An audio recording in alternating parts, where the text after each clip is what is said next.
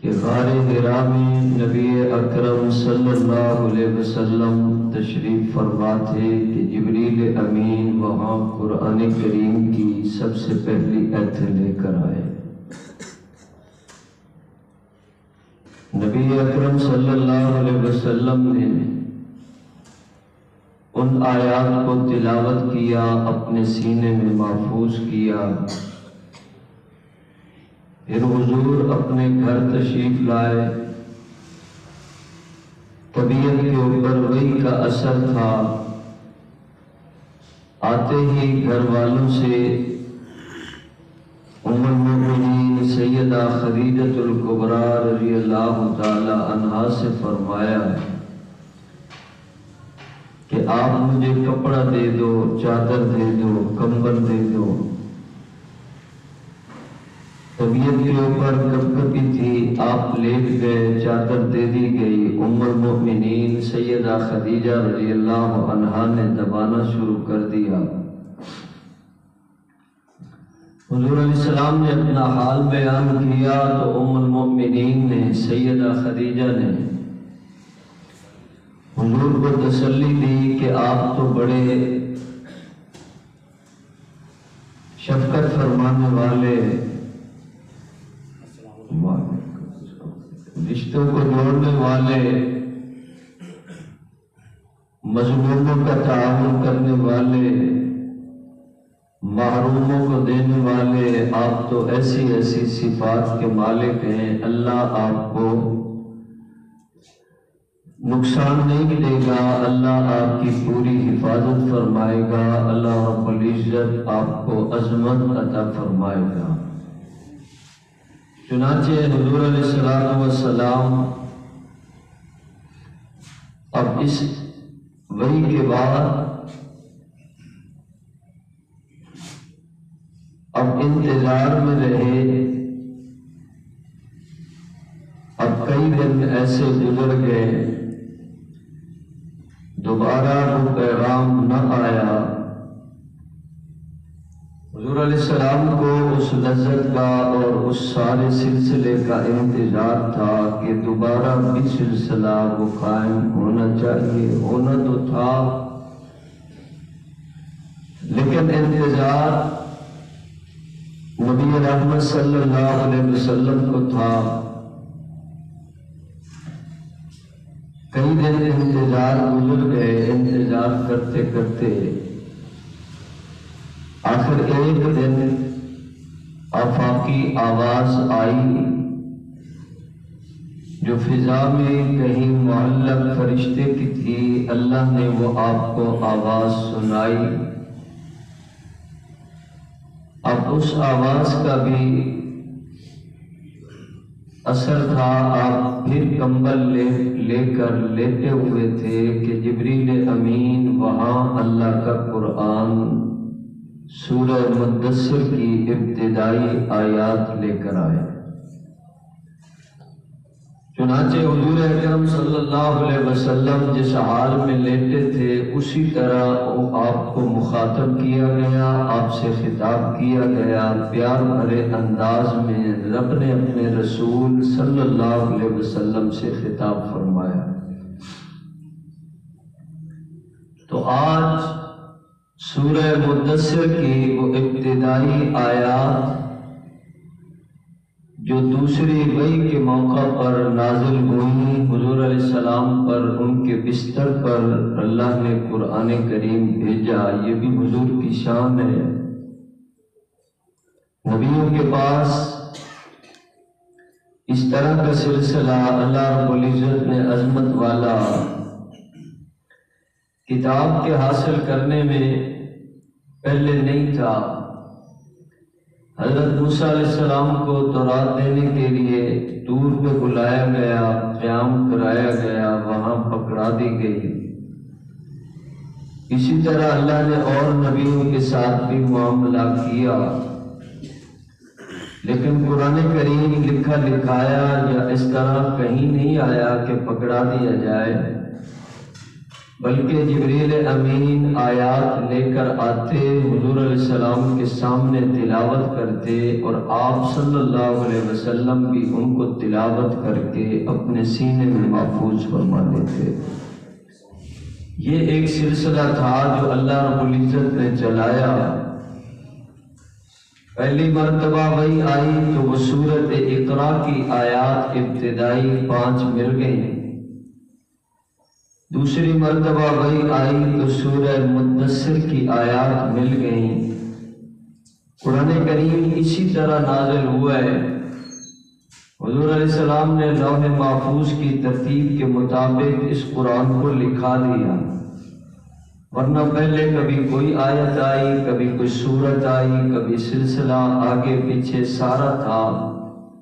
لیکن نبی اکرم صلی اللہ علیہ وسلم لکھنے والے صحابہ کو لکھاتے بھی اور فرماتے کہ اس کو فلاں سورت کے اندر لکھ لو، یا یہ سورت لکھ لی ہے، اب اس کے بعد فلاں سورت لکھ لو۔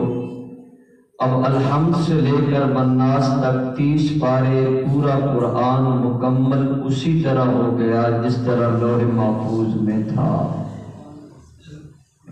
تو حضور علیہ السلام پہ نازل ہونے کی ترتیب کوئی ایسی ہے۔ باقی کتاب کے لحاظ سے دیکھتے ہیں تو الحمدللہ سے کتاب شروع ہوتی ہے، پہلی آیت تو الحمدللہ ہے، لیکن نازل ہونے کے اعتبار سے اقرا بسم ربک الذی پہلی آیات ہے۔ پہلی وہی ہے جو غار حرا میں حضور کے پاس جبریل امین لائے اور آپ صلی اللہ علیہ وسلم کو وہ قرآن پیش کر گئے، سنا گئے، آپ نے یاد کیا، سارا سلسلہ ہو گیا۔ تو دوسری وحی کی بات کرنے لگا ہوں کہ وہ سورہ مدثر کی آیات اس مقام پر آئیں کہ حضور اپنے گھر میں بستر میں کمبل لے کر لیٹے ہوئے ہیں کہ وہاں اللہ کی طرف سے خطاب آیا، یا ایھا المدثر۔ اس حال کے مطابق حضور کو خطاب کیا گیا، حال کے مطابق اللہ کے پاک نبی رحمت عالم صلی اللہ علیہ وسلم کو مخاطب کر کے اللہ رب العزت کا حکم سنایا گیا۔ فرمایا، اے کمبل لے کر لیٹنے والے محبوب قوم، آپ کھڑے ہو جائیے۔ اللہ رب العزت نے اٹھنے کا، کھڑے ہونے کا حکم فرمایا۔ یہ دنیا کے لیے کھڑا ہونا نہیں تھا، یہ کوئی دنیا والے کھڑا نہیں کر رہے تھے، کیونکہ رسالت کا ایک سلسلہ ہے جو اللہ براہ راست اپنی خاص برگزیدہ شخصیات کو، ہستیوں کو، اور اللہ رب العزت مقتدر ہستیوں کو وہ رسالت کا مقام عطا فرماتے ہیں۔ اسی طرح سلسلہ چلتا رہا، اللہ رب العزت نے پہلے چلایا، اب آخری سلسلہ بھی مکمل ہونے والا ہے۔ چنانچہ حضور علیہ السلام کو خطاب ہے، قوم آپ کھڑے ہو جائیے، رسالت کی ذمہ داری ہے، آپ نے اپنا کام ابھی کرنا ہے۔ چنانچہ اللہ رب العزت نے حکم دیا، فَأَنذِرْ، بس آپ کھڑے ہو جائیے اور لوگوں کو ڈرائیے۔ اللہ نے اپنے رسول کو جہاں بشیر بنایا ہے وہاں نذیر بھی بنا کر بھیجا۔ بشیر تو آپ ان لوگوں کے لیے ہے جو لوگ آج ایمان لائیں گے، حضور کی تابعداری کریں گے، یا جنہوں نے کی ہے حضور نے ان کو بشارت سنا دی۔ بعض خوش نصیب وہ ہیں جن کو براہ راست حضور کی زبان مبارک سے یہ بشارت نصیب ہو گئی کہ حضور علیہ السلام نے فرمایا، اللہ آپ پہ راضی ہو گئے ہے، اللہ آئندہ آپ پہ کبھی ناراض نہیں ہوں گے۔ یا کسی کو کہا آپ کے لیے رب نے جنت لکھ دی ہے، آپ جنتی ہو گئے، آپ جب جائیں گے تو اللہ آپ کو جنت کا اعلیٰ مقام عطا فرمائے گا۔ تو اس طرح حضور نے بشارتیں سنائی ہیں، آپ کا مقام فلاں جگہ، آپ کا فلاں جگہ۔ تو یہ ساری بشارتیں حضور علیہ السلام نے ان کو سنا دی۔ بعض صحابہ کو کوئی مقام بتایا، کسی کو کوئی مقام بتایا۔ تو آپ بشیر پیغمبر ہیں، خوشخبریاں سناتے ہیں۔ بعد میں آنے والوں کے لیے بھی اتنی بشارت ہے کہ بندہ حیران ہے کہ حضور علیہ السلام نے فرمایا میں نے ان کو ایک بار بشارت سنا دی ہے، ہو گئی، لیکن آپ کے لیے، امت آنے والی کے لیے حضور علیہ السلام نے ایسی بشارتیں بار بار سنائی۔ جب بار بار سنائی تو صحابہ بھی حیران تھے، لیکن حضور علیہ السلام نے فرمایا تمہارا ایمان اللہ رب العزت کے ہاں بڑا قیمتی ہے، تم ایمان لائے ہو، لیکن اللہ رب العزت نے تمہارے لیے انتظام بڑا اچھا کیا ہے کہ اللہ کے رسول سامنے ہے اور تم حضور کو دیکھ کر، حضور کے کمالات کو دیکھ کر، معجزات کو دیکھ کر ایمان لا رہے ہو۔ تم نے یہ کمال بھی دیکھا، وہ بھی دیکھا، حضور کا پسینہ آلہ ہے تو وہ دیکھا، آپ کے لعاب مبارک کی برکات کو دیکھا، آپ کے لباس کی برکات کو دیکھا، بے شمار برکتیں تم نے دیکھ لی ہیں، اور چہرہ اللہ کے رسول کا دیکھا، تمہارے لیے کلمہ پڑھنا آسان ہو گیا۔ بات تو ان کی کرتے ہیں نا جنہوں نے کچھ نہیں دیکھا، صرف فرمان رسول سنا، اللہ کا قرآن سنا، ایمان لائے تو حضور علیہ السلام نے فرمایا ان کو کئی بار میری طرف سے بشارت سنا دو کہ اللہ تمہیں بڑی عظمت عطا فرمائے گا۔ تو آج کے لوگ ایمان کی فکر کریں، ایمان والوں کے لیے بڑی بشارت ہے۔ اللہ رب العزت نے ایمان والوں کے لیے بڑا مقام بنایا ہے اور اس کو ایمان بالغیب کہتے ہیں۔ دیکھا نہیں نہ جنت کو، نہ جہنم کو، نہ کسی اور چیز کو، لیکن اللہ کا قرآن، حضور کا فرمان سنا اور فوراً کہہ دیا لا الہ الا اللہ محمد رسول اللہ صلی اللہ علیہ وسلم، یا اشہد ان لا الہ الا اللہ وحدہ لا شریک لہ واشہد ان محمدا عبدہ ورسولہ۔ تو اس طرح کا کلمہ اللہ رب العزت نے نصیب فرمایا۔ تو آج کے زمانے میں یا آئندہ زمانے میں جو بندہ ایمان قبول کرے گا اس کی معمولی حیثیت نہیں، اللہ رب العزت بہت بلند و بالا مقام عطا فرمائے گا۔ تو حضور نے اللہ رب العزت نے اپنے رسول کو فرمایا قوم آپ کھڑے ہو جائیے فانذر، ان کو ڈرائیے۔ ڈرنا بڑی اچھی چیز ہے، بندے ڈر جائیں، اللہ کی ناراضگی سے ڈریں، اللہ رب العزت کے غضب سے ڈریں، اللہ کے عذاب کے بارے میں بتایا گیا تو اس سے ڈر جانا چاہیے۔ ڈرنے والے بچ جائیں گے، جو نہیں ڈریں گے وہ پھنس جائیں گے۔ اللہ رب العزت کا نظام ہے۔ حضور علیہ السلام نے اتنی بشارت سنائی، اتنی اس کے اندر ڈرایا، ڈرانے میں اتنی خوشخبریاں سنائی، اتنا بہترین نظام حضور علیہ السلام نے پھر لوگوں کو ڈرایا، کفر سے ہٹانے کے لیے ڈرایا، منافقت سے بچانے کے لیے ڈرایا اور دیگر برے کاموں سے بچانے کے لیے ڈرایا، حتیٰ کہ برے انجام سے بچانے کے لیے حضور نے ڈرایا۔ آپ نے فرمایا آج ڈر جاؤ گے تو کل بچ جاؤ گے، آج ڈرو گے تھوڑا سا خوف آ جائے گا۔ اللہ رب العزت سے ڈرتے ڈرتے بندہ چلے گا تو عاجزی سے چلے گا، انداز اپنائے گا، گفتگو کرے گا، عمل کرے گا، ایک ایک خوبصورت راستہ اپنائے گا۔ جتنا بندہ آج ڈر جائے گا اللہ اتنی زیادہ آنے والے جہان میں خوشیاں عطا فرمائے گا۔ تو حضور کا ڈرانا بڑا قیمتی ہے، اللہ کے محبوب نبی کا ڈرانا اس امت کے لیے خاص ایک پیغام ہے۔ حضور نذیر ہیں تو یہ بھی بڑی نعمت ہے، آپ کو اللہ رب العزت نے نذیر بنایا۔ حضور علیہ السلام نے اپنی امت کو ڈرایا تو برے انجام سے بچانے کے لیے ڈرایا، لہذا ڈر جاؤ بچ جاؤ۔ حضور علیہ السلام کو اللہ کا پہلا پیغام آیا، پھر اس کے بعد یہ دوسرا پیغام اب اس بنیاد پہ دیا جا رہا ہے۔ تو پہلے تو آپ نے پڑھا اور لوگوں کے اندر ایسے ایمان کو واضح کیا، لیکن اب یہ سلسلہ آگے چلے گا۔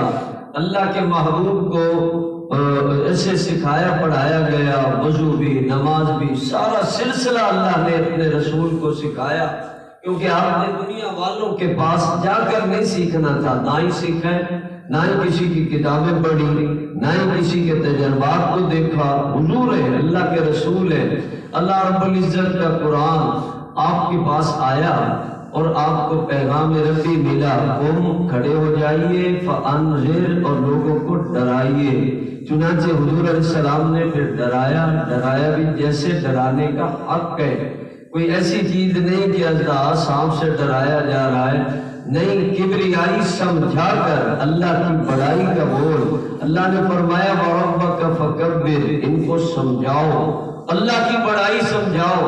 حضور علیہ السلام نے اللہ کی بڑائی پر لوگوں کو سمجھانی تھی، آپ کی زبان پر تو بچپن میں جاری تھا اللہ اکبر کبیرہ، آپ تو جانتے تھے، آپ کو تو پورا علم تھا، لیکن دنیا والوں کو سمجھانا ہے، ان کے دماغوں میں یہ بات بٹھانی ہے اللہ بڑا ہے، بہت بڑا ہے، وہ کبریائی والا، وہ شان والا، وہ قدرت والا، اس کی قدرت بڑی، اس کی شان بڑی، اس کی عظمت بڑی، اور اس کا فیصلہ حکم بڑا۔ اللہ رب العزت کی بات کو مانو۔ اللہ کے رسول رحمت عالم صلی اللہ علیہ وسلم نے پھر اللہ کی کبریائی کو بیان فرمایا۔ حضور علیہ السلام نے اب دعوت کا سلسلہ آگے چلانا تھا، آپ نے اللہ کی بڑائی کا بول بولا تو اللہ رب العزت نے سب سے پہلے اس خاتون کو جو حضور کے نکاح میں تھی، زوجہ محترمہ ام المومنین سیدہ خدیجہ الکبریٰ کو اللہ نے اپنے رسول پہ سب سے پہلے ایمان نصیب فرمایا۔ انہوں نے کلمہ پڑھا، حضور اکرم صلی اللہ علیہ وسلم کی صفات کو مانا، پہلے ذات کو مانا، صفات کو تسلیم کیا، اب آپ کے فرمان کو مان کر ایماندار بن گئے۔ اللہ نے ام المومنین سیدہ خدیجہ الکبریٰ کو ایمان کی دولت عطا فرمائی، پھر جیسے حضور کرتے اسی طرح وہ بھی کرتی۔ آپ کو وضو ادھر سے سکھا دیا گیا، جبریل امین نے آ کر بتایا، اس طرح اللہ رب العزت نے وضو کا طریقہ بنایا ہے۔ اس کو اللہ پس آیات تو بعد میں آئیں، لیکن پہلے تو حضور کو براہ راست پیغام آ رہا ہے نا، اللہ کا حکم آ رہا ہے، اس طرح وضو کرنا ہے، اس طرح کرنا ہے، اس طرح آپ نے وضو بھی کیا، نماز بھی پڑھی، سارے اعمال خوبصورت کیے۔ جب حضور علیہ السلام نے سیدہ خدیجہ الکبریٰ کو دعوت دی، انہوں نے کلمہ پڑھا، ایمان قبول کیا، اس کے ساتھ ہی انہوں نے بھی اعمال شروع کر دیے کہ حضور اکرم صلی اللہ علیہ وسلم کا کلمہ پڑھے تو اگلا کام ذمہ لگ جاتا ہے، وضو بھی کرنا ہے، نماز بھی پڑھنی ہے۔ تو پہلے دن سے سیدہ خدیجہ الکبریٰ رضی اللہ تعالی عنہا حضور کے ساتھ نماز پڑھ رہی تھی۔ وہ پہلے سلسلہ تھا، ویسے تو معراج میں نمازیں آئیں جو 5 ہیں، لیکن پہلے 2 تھی نا، اب اس کو طریقہ حضور علیہ السلام کو ادھر سے تعلیم کر دیا گیا اور حضور نے وہ طریقہ آگے چلایا، عمل بھی کیا، گھر کے اندر اس نظام کو چلایا۔ تو گھر میں ایک لڑکا موجود ہے، ان کا نام ہے حضرت علی المرتضیٰ رضی اللہ تعالی عنہ۔ عمر تو ان کی تھی 10 سال، لیکن حضور کے پاس رہتے تھے، حضور کی تربیت پرورش ساری ان کی فرماتے آپ صلی اللہ علیہ وسلم۔ اب گھر میں رہ رہے، حضور صلی اللہ علیہ وسلم نے اس بچے کو بھی کہا آپ بھی میری بات کو مان لو، آپ بھی اس طرح کامیابی حاصل کرو گے۔ چنانچہ اللہ تعالیٰ نے حضرت علی رضی اللہ تعالی عنہ کو 10 سال کی عمر میں ایمان کی دولت عطا فرما دی۔ تو حضرت علی بھی اب ایمان میں آ گئے۔ اب حضرت بلال غلام ہے حضور علیہ السلام کے، تو آپ نے غلام کو کہا، اب انہوں نے بھی فوراً قبول کیا، اور غلاموں میں سب سے پہلا مقام حضرت بلال کا بنا۔ اب اللہ رب العزت کے یعنی نظام کو دیکھیے، اسی طرح حضور دعوت دیتے جا رہے ہیں اور گھر میں ایمان پھیلتا جا رہا ہے، ایمان کے ساتھ ساتھ عمل بھی۔ سیدنا صدیق اکبر تو حضور کے ساتھ تھے، انہوں نے تو پہلی بار ہی کہہ دیا تھا نا، آپ نے سچ کہا، آپ کا فرمان سچا، آپ کا عمل سچا، آپ کا نظام سچا، میں نے پورا مان لیا ہے۔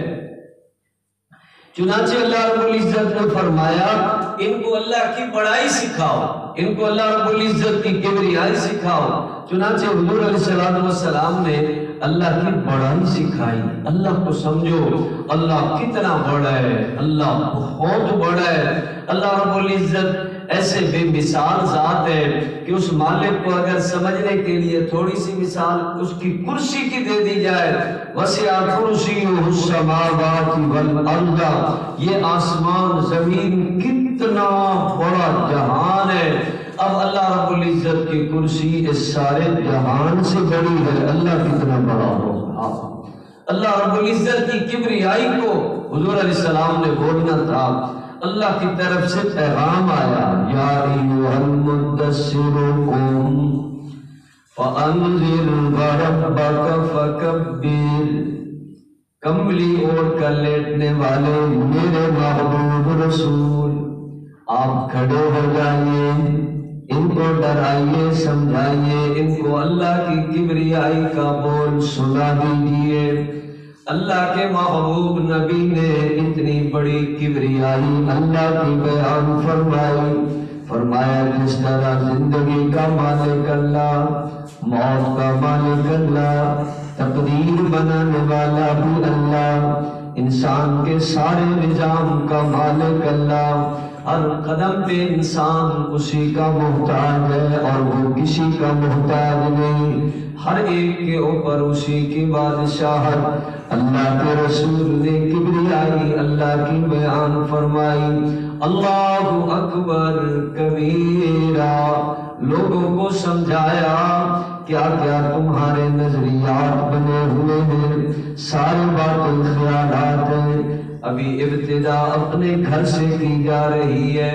اللہ رب العزت اپنے رسول کو سمجھا بھی رہے، پڑھا رہے، میرے محبوب ان کو سمجھا دیجیے، وَرَبَّكَ فَكَبِّرْ وَثِيَابَكَ فَطَهِّرْ، اپنا لباس بھی تم نے پاک صاف رکھنا ہے، وَالرُّجْزَ فَاهْجُرْ، اللہ نے ہر زمانے میں اپنے رسول کو ہر ایک عیب سے بچایا، گندگی سے بچایا، بتوں کی گندگی تھی تو اللہ نے اس سے بچایا، شراب کی برائی تھی تو اللہ نے اس سے بچایا، فساد کی برائیاں تھیں تو اللہ نے اس سے بچایا، جوئے کی برائیاں تھیں تو اللہ نے اس سے بچایا، ظلم کی برائیاں تھیں تو اللہ نے اس سے بچایا، شرک کی نجاست تھی تو اللہ نے اس سے بچایا۔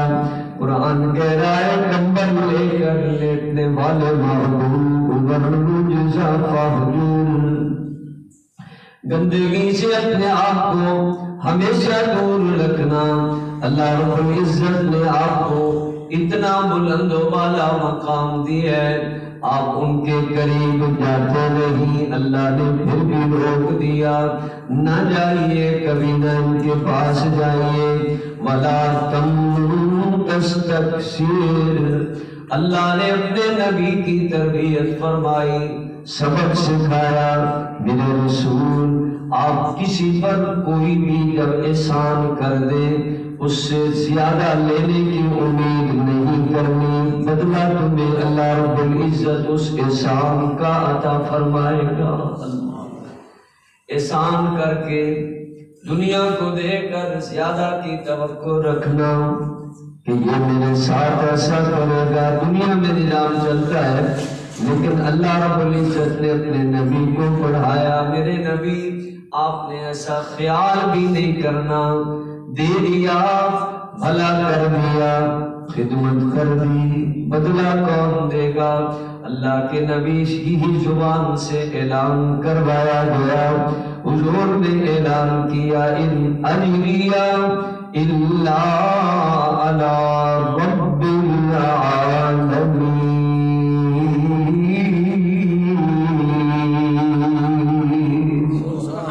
بدلہ میں ان سے نہیں مانگتا، میری ایک ایک ادا کا بدلہ مجھے میرا مالک عطا کرے گا۔ میں نے بلایا ہے، میں نے ڈرایا ہے، میں نے سمجھایا ہے، اللہ کی کبریائی پہ لگایا، بتوں سے میں نے ہٹایا۔ حضور نے پہلے گھر کے لوگوں کو ڈرانا سمجھانا شروع کیا۔ اللہ نے فرمایا وَلِرَبِّكَ فَاصْبِرْ، اے میرے رسول دنیا میں آپ جب اپنا پیغام، اللہ کا پیغام دنیا تک پہنچائیں گے، سامنے بڑی بڑی مشکلات آ سکتی ہیں، وہ بھی اللہ رب العزت ہی کے لیے صبر حوصلے سے برداشت کرو گے، اللہ ان کا بھی بدلہ خوبصورت عطا فرمائے گا۔ وَلِرَبِّكَ فَاصْبِرْ، صبر بھی اللہ کے لیے، کام بھی اللہ کے لیے سکھایا جا رہا ہے، احسان بھی اللہ کے لیے کرنا ہے، صبر بھی اللہ کے لیے کرنا ہے، پاک صاف رہنا ہے، وہ بھی اللہ کو راضی کرنے کے لیے۔ قرآن کہتا ہے ان اللہ یحب التوابین ویحب المتطہرین۔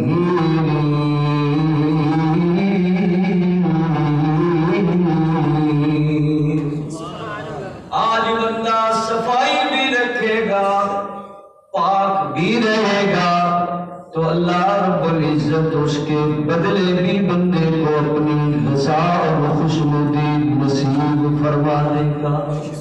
حضور نے فرمایا مسواک کیا کرو، منہ صاف بھی رہے گا، رب بھی راضی ہو جائے گا۔ جنابت کا غسل جلدی کیا کرو، جسم پاک بھی ہو جائے گا، اللہ راضی بھی ہو جائے گا۔ پیشاب قطروں کی احتیاط کیا کرو، جسم پاک بھی رہے گا، اللہ بھی راضی ہو جائے گا۔ کپڑے ناپاک نہ رکھا کرو، تمہارے کپڑے بھی صاف اور پاک رہیں گے، بدلہ بھی اللہ خوبصورت عطا فرمائے گا۔ ایک ایک چیز کا بدلہ، بندے کی نیت ٹھیک ہو تو اللہ رب العزت اس کے بدلے بڑے اچھے عطا فرمائیں گے۔ اللہ نے اپنے رسول کو رحمت کائنات صلی اللہ علیہ وسلم کو اندر کے نظریات بھی سمجھائے، ظاہر بھی سمجھایا۔ ظاہراً اپنا لباس بھی پاک رکھنا ہے، انداز بھی پاک رکھنا ہے، اپنا جسم بھی پاک رکھنا ہے۔ حضور کا جسم پاک تھا، آپ کا لباس بھی آپ کے جسم اطہر پہ آیا، وہ لباس بھی اعلیٰ ترین بن گیا، کیونکہ اس لباس کی نسبت بھی حضور کے جسم مبارک کے ساتھ ہو گئی ہے۔ اللہ نے بلند و بالا مقام وَثِيَابَكَ فَطَهِّرْ وَالرُّجْزَ فَاهْجُرْ، پھر وَلَا تَمْنُنْ تَسْتَكْثِرْ، دے کر زیادہ کر، انسان خیال کرے توقع رکھے، نہیں اللہ تعالیٰ پسند فرماتے۔ اللہ رب العزت فرماتے ہیں لا نريد منكم جزاء ولا شکورا، ایسے کہو تم سے نہیں بدلہ مانگتے، تمہاری تعریفوں کی ضرورت نہیں، اللہ ہمیں بدلہ دے گا۔ تو اللہ تعالیٰ نے اپنے رسول کو یہ سمجھایا ہے، ایسے صبر کا نظام بھی سمجھایا۔ پھر اللہ کے رسول صلی اللہ علیہ وسلم نے اگلا بھی اعلان فرمایا۔ قرآن کریم کی آیات تو یہ دوسری مرتبہ جو آئیں، سورہ مدثر کی ابتدائی آیات ہیں، اور ان میں حضور اکرم صلی اللہ علیہ وسلم کو یہ حکم بھی دیا جا رہا ہے، تعلیم بھی دی جا رہی ہے، اور اگلا پیغام پہنچانے کا بھی اللہ نے فرما دیا۔ ساتھ ساتھ یہ بھی فرمایا فَإِذَا نُقِرَ فِي النَّاقُورِ، ایک ٹائم آ رہا ہے سور میں پھونک دیا جائے گا، اور جب سور میں پھونک دیا جائے گا سارے انسانوں پر اس وقت قیامت قائم ہو جائے گی۔ حضور صلی اللہ علیہ وسلم نے پھر آ کر فرمایا لوگوں میں اول تو ہوں نا، اللہ کا رسول ہوں، اول اللہ نے مجھے بنایا، لیکن میں آخر ہوں۔ آخر کس لیے ہوں کہ مجھے اللہ نے حاشر بنایا کہ میں آ گیا، اب میرے بعد آئے گی قیامت۔ حتیٰ کہ حضور اکرم صلی اللہ علیہ وسلم نے اپنی دونوں انگلیوں کا اشارہ کر دیا، انگلیوں کے ساتھ حضور علیہ السلام نے اپنی امت کو سمجھا دیا تمہیں دونوں انگلیاں ساتھ ساتھ نظر آ رہی ہے۔ اب یہ آگے کون ہے؟ آگے اللہ کے رسول صلی اللہ علیہ وسلم کی ذات اقدس ہے، پیچھے کیا ہے؟ قیامت آ رہی ہے۔ حضور نے فرمایا میں اور قیامت، پہلے رسول جتنے آنے تھے آ چکے، میں اللہ کا آخری رسول بن کر آیا ہوں، اب میرے بعد کوئی رسول رسول نہیں آئے گا، قیامت آئے گی، اب قیامت کا فکر کرو۔ اللہ کے محبوب رسول پھر دعائیں مانگا کرتے تھے، یا اللہ ہم دنیا کو اپنا غم نہیں بنانا چاہتے، آخرت کو اپنا غم بنا لیں گے، اللہ آخرت کے غموں سے ہمیں نجات عطا فرما دے گا۔ آخرت آنی تو سب پر ہے، کوئی بلائے اس پر بھی آئے گی، کوئی انکار کرے اس پر بھی آئے گی، کوئی مان لے اس پر بھی آئے گی، لیکن ساتھ ہی اللہ نے اعلان کروا دیا وہ دن آ رہا ہے، فَذَلِكَ يَوْمَئِذٍ يَوْمٌ عَسِيرٌ، مشکل دن ہوگا، لیکن کن پہ مشکل ہوگا؟ ساتھ ہی اعلان کیا حضور علیہ السلام نے قرآن کریم پڑھا، کیونکہ ہدایات ادھر سے آتی تھی، حضور اپنی مرضی سے تو نہیں نہ بیان کرتے تھے، ادھر سے پیغام آتا، قرآن آتا، کلام آتا، بیان آتا، حضور اس کو آگے لوگوں میں بیان فرما دیتے تھے۔ اللہ اکبر۔ تو حضور نے بیان کیا، فرمایا وہ قیامت آ رہی ہے، مشکل ترین دن ہے۔ یہ سے پہلے دوسرے پیغام کے ساتھ ہی یہ ساری ہدایات دے دی گئی، تعلیم دے دی گئی، کیونکہ جہاں حضور نے اپنی رسالت کا اعلان کیا وہاں قیامت کا بھی ساتھ ساتھ اعلان فرمایا، قیامت بھی آ رہی ہے۔ پھر کیا ہوگا؟ فَذَلِكَ يَوْمَئِذٍ يَوْمٌ عَسِيرٌ، مشکل دن ہے، لیکن سنو، عَلَى الْكَافِرِينَ غَيْرُ يَسِيرٌ، منکروں کے اوپر مشکل آئے گی، ماننے والوں کے لیے اللہ اس دن کو خوبصورت دن بنا دے گا۔ مانو، قیامت کو مانو، اللہ کو مانو، اللہ کو راضی کرنا ہے، حضور علیہ السلام کی پاک شریعت کے چلتے ہوئے کرنا ہے، پھر وہ قیامت کے دن مشکل نہیں رہے گا، وہاں پھر عذاب کی بات نہیں رہے گی، مشکلات نہیں رہے گی۔ اللہ رب العزت اپنے بندوں کے لیے وہ ایک دن خوبصورت دن بنا دے گا، بلکہ اللہ رب العزت مبارک دن بنا دے گا، جس دن یہ رب کو منانے والا بندہ وہاں رب سے ملے گا، یہ رب پہ راضی ہوگا، رب اس پہ راضی ہو چکا ہوگا، اس لیے بڑا خوبصورت دن آئے گا۔ تو حضور اکرم صلی اللہ علیہ وسلم کو یہ دوسرا پیغام ملا، کھڑے ہو جائیے، ڈرائیے، اللہ کی بڑائی سمجھائیے، اپنے آپ کو پاک صاف رکھیے، اپنے آپ کو بتوں کی نجاست سے بھی بچائیے، شرک سے بھی بچائیے، ظاہری ناپاکی سے بھی بچائیے، اپنے لباس کو پاک رکھیے، نظریات کو بہترین بنائیے، صبر و حوصلے سے چلتے جائیے، قیامت کا پیغام بھی سنا دیجئے۔ تو ان نظرات کو اللہ رب العزت نے سب سے پہلے یہ ماننے کی سعادت نصیب فرمائی، وہ اہل خانہ تھے، وہ خدیجہ الکبریٰ کو اللہ نے یہ ایمان دیا، اور حضرت ابو بکر صدیق کو یہ ایمان کی دولت عطا فرمائی، 10 سالہ علی المرتضیٰ کو عطا فرمائی، اور یہ غلام حضرت بلال کو اللہ رب العزت نے یہ سعادت نصیب فرمائی۔ اس طرح پھر ایمان کا ایک سلسلہ آگے چلا، تو اللہ رب العزت نے پھر اگلی ہدایات بھی حضور کو، اس سے سمجھ لیجئے قدم با قدم، قدم با قدم، ہر ایک یعنی وہ سیڑھی کے اوپر اللہ کے رسول صلی اللہ علیہ وسلم کو سمجھایا جا رہا ہے کہ اب یہاں سے قدم یہاں تک آیا، اب یہاں سے یہاں تک جائے گا، یہاں سے وہاں تک جائے گا۔ جیسے جیسے ہدایات آتی گئی حضور علیہ السلام نے اسی کے اوپر عمل کیا اور اپنی امت کے لیے اس کو پیش فرما دیا۔ بس ایمان کی فکر کرنی ہے اور حضور کے فرمان کی فکر کرنی ہے، زندگی قیمتی اور خوبصورت بن جائے گی۔ حضور نے ڈرایا ہے اس ڈر سے بچانے کے لیے، ڈرایا ہے عذاب سے ہٹانے کے لیے، ڈرایا ہے رب کی ناراضگی سے بچانے کے لیے، ڈرایا ہے بندے کو مشکلات سے بچانے کے لیے۔ اس پیغام رسول کو دیکھ کر بندہ آج ڈر پیدا کرے گا، خوف خدا دل میں ہوگا، بندہ پھر نافرمانیوں سے، حرام سے باز آ جائے گا، پھر اللہ رب العزت ہمیشہ کے لیے ڈر کو دور فرما کر بندے کو خوشیاں عطا فرما دے گا، ہمیشہ کی بھی خوشیاں، ہمیشہ کی خوشیاں۔ تو حضور کی سیرت پاک، آپ کا فرمان کامیابی کی ضمانت ہے۔ اللہ تعالیٰ اپنے پاک نبی کی تعلیم پر عمل کرنے کی سب کو توفیق عطا فرمائے۔